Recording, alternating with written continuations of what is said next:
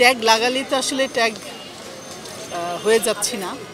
আমরা মুক্তিযোদ্ধা পরিবারের সন্তান এবং এই কোটা আন্দোলন শুরুটা যেভাবে হয়েছিল খুবই সুস্থ স্বাভাবিকভাবেই হয়েছিল, সেইটা এখন যেটা লেজে গোবরে পর্যায়ে চলে এসেছে, এটা কিন্তু আরও আগে যেটা সুজিত বললেন যে এটা অনেক আগেই এটা মানে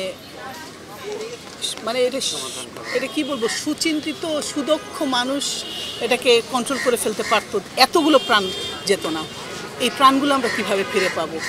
এই বাবা মাদের শোক আমরা কিভাবে মানে বরদাস্ত করব? এটা আসলে মেনে নেওয়া যায় না।